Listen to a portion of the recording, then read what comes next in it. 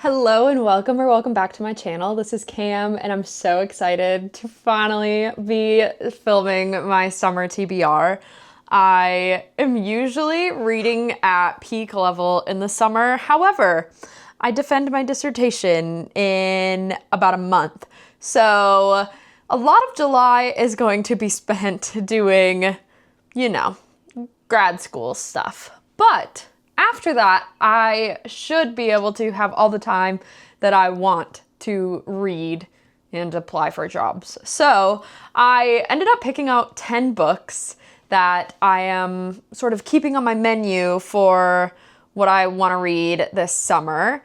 These are sort of the books that I plan on picking from, not in any particular order, because I am far too much of a mood reader to plan ahead like that. But this is the sort of short list of books that I plan on picking from when I am deciding what to read. So without further ado, let's get started.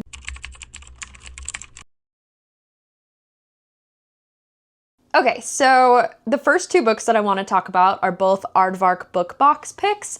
I am going to be ordering a full box when July hits in a few days because it's my birthday month and I deserve a full box, but I do have some standards for myself, and that means that if I'm going to order a full box, I should probably put some Aardvark books on my TBR so that I don't just keep adding to my Aardvark TBR.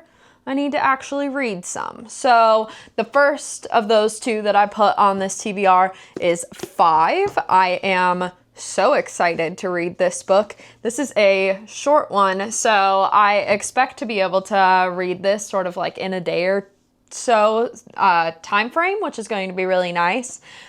This book is about 5 people that are all waiting on a train, and you are introduced sort of to their backstories, and as a reader, you know that one of them is about to die, but you don't know who. And so as you're hearing about their backstories, you as a reader get to decide who you would be okay with seeing die, because someone's going to in the end. And I just think it's like a psychological, really cool concept, and I'm excited to see how it's executed. So this is for sure on my TBR for the next month or two. The other Aardvark book that I added to my summer TBR is a rollover from my spring TBR. I just didn't get around to it. It is Itch. Honestly though, I think this works really well for my summer TBR. I don't think I'm going to be doing summer ween in the way that a lot of other book content creators are, because summer ween is for the time frame that I need to be working on my dissertation. So it doesn't quite work out, but I do enjoy reading horror and thrillers and stuff like that in the summer. And so I feel like my TBR, or just the books I read in general, kind of lend themselves to summer ween in a way. And so it's funny that this meets so many of the summer ween sort of prompts that were thrown out there, like a pink book, it's horror. But yeah, in general, I'm just excited to read this. This book is about a woman that stumbles upon a body in the woods, and following that encounter, I guess there's some sort of infestation type of thing. Basically, this sounds like a lot of bug horror. It's also been described as folk horror, which it's blurbed by Lucy Rose, who wrote The Lamb, and The Lamb is one of my favorite horror books. So I just think that this is going to be right up my alley, and yeah, as someone that studies bugs, the bug horror stuff doesn't get to my head the way that it does for a lot of people. So I'm actually just really excited about this. Keeping on the theme of bug horror, I also plan on reading Wolfworm. This was a recent purchase because I recently finished Swordheart by T. Kingfisher and was obsessed. I have read some other T. Kingfisher books, but Swordheart is the first one where I was like, okay, need to read more. Like, it just hooked me. And so I think a lot of the other T. Kingfisher books I've read have been shorter ones. Like, thorn hedge. Yeah, anyway.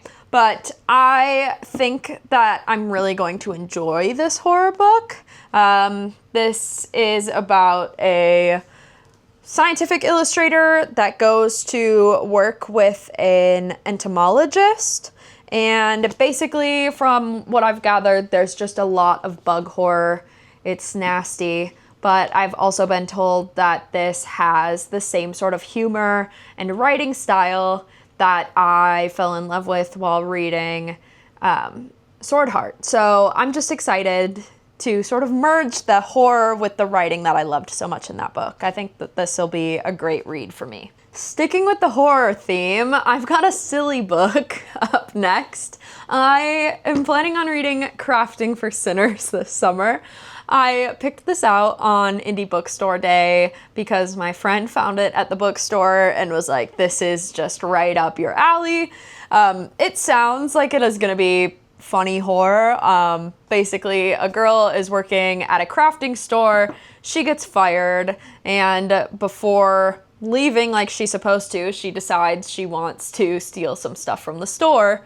But she is caught, and instead of doing like a normal thing like calling the authorities, the people at the store start attacking her, and she has to defend herself with just the things that are in the bookstore. This sounds ridiculous and funny, and because I'm a crafty person myself, I just think that this is going to be really fun. Another recent purchase that's going on this list, and by recent, I mean I bought it yesterday, is Slasher Summer. I have never jumped on a book release so fast, other than ones that I've thought about purchasing for like series and stuff that I want to continue reading. This is a standalone book that I was so excited to go and purchase. This book is about 7 friends that reunite, and they go meet up at this place that like a very classic slasher film was filmed. But their experience there gets a little too real. Basically, this is a very like scary movie-esque book, and I just think that this is going to be such a fun read for the summer. Also, it's really little, and the sprayed edges with the knives and the axes and stuff are adorable. Check it out. Moving away from horror, I did want to add a thriller to this list. I don't purchase a ton of thrillers, but I did have one that I've had for a while. I got it for Christmas, I think, and I am excited to finally be reading this. It's always good to have a thriller on your TBR pile in case you need like something to rip you out of a reading slump. So for me, for this month, that's going to be The Last One at the Wedding. Don't mind this ripped cover. I got this from my boyfriend's sister, and she has babies, and they helped me unwrap this, and help they did. So it's okay. So this book is about a daughter and her estranged father. She invites this estranged father to her wedding, and the father uncovers some things about the fiance. And so it's like the dad is trying to help his daughter, but obviously they don't have a great relationship. So it's giving family drama thriller, which is perfect for me. That's great. This will be a great palate cleanser from some of the more intense things I'm sure I'll be reading about in other books. While I don't think this is a thriller, it sounds like it's going to have some thriller pacing. This is The Mother. So this book follows 2 different mothers. One mother who recently had her youngest daughter kidnapped, and another mother who has been trying to get pregnant and failing after many attempts, but is presented with an opportunity to get a kid. I'm assuming that the one mother ends up with the other mother's daughter, and so I just think that this is going to be like thriller paced. It is short, but I think it's going to be really impactful, so I'm excited about this one.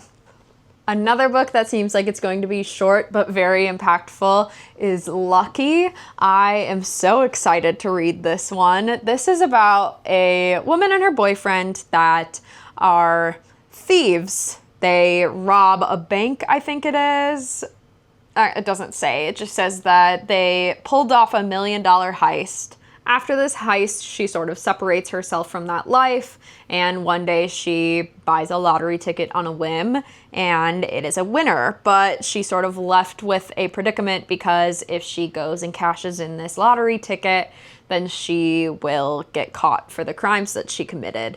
So it's sort of a moral dilemma that she has to sort through, and I just eat books like that up. So I think this is gonna be really good. This list wouldn't be complete without some weird girl lit. So I got Shark Heart. I think that I'm going to love this book, but the concept sounds ridiculous. Basically, this woman and her fiance, partner, husband, they were recently married.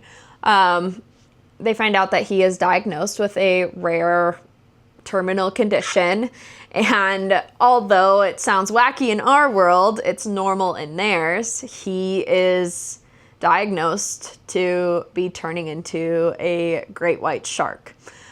So although it sounds wacky, this book really goes into grief and what it means to be losing a loved one but still have some time left. And I really think that this is going to resonate with me. Last year, my partner was diagnosed with cancer, and now he is cancer-free, but at that time I went through a lot of the emotions that are going to be depicted in this book. And I think it's going to be really interesting to see how that's all portrayed, and I think it's really going to hit home. Sometimes your girl likes staying in the drama a bit, and I've been seeing a lot of back and forth about this book over the last month, so I had to add Yesteryear to this TBR. I just want to get in on either the hate or the love. There's people that are strongly in both camps, and I want to know where I stand. So this is for sure going to get read in the next couple of months. If you haven't heard the buzz around this book went pretty viral, and everyone, it seems, has read it by this point besides me. But basically this book is about a trad wife influencer that gets popped back in time to like the time when trad wife traditions were the way of life.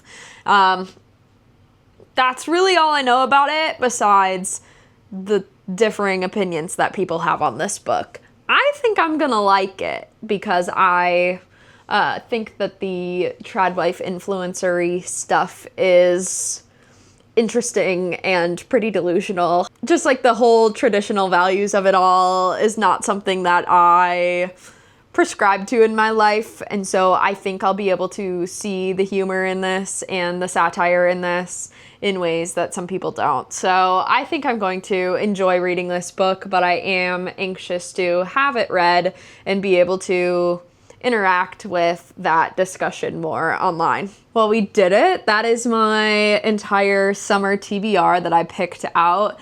I will not promise you that I won't read books that aren't on this list, because it is going to be my birthday in less than a month, and I may get books for my birthday. Also, I am going to be ordering an Aardvark box, so don't be surprised if some things switch out. But I did a really good job of sticking to my spring TBR for the most part, so I have faith that we will get through most of these this summer. I talk about all of the books that I read in my weekly vlogs, so if you want to hear reviews on those and stay tuned with my journey reading these, just check into those weekly vlogs. Otherwise, thank you for watching this video. If you have any of these that you think I should read sooner than later, let me know in the comments, and I am so excited to get reading this summer.